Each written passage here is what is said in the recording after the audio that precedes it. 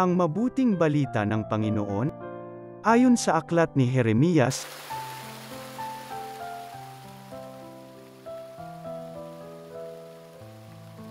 Panginoon, ako'y iyong hinihikayat, at sumunod naman ako. Higit kang malakas kaysa akin at ikaw ay nagwagi. Pinagtatawanan ako ng Baal-ana, maghapon silang nagtatawa dahil sa akin. Tuwing ako'y magsasalita at sisigaw ng karahasan. Pagkasira, pinagtatawanan nila ako't inuuyam, sapagkat ipinahahayag ko ang iyong salita.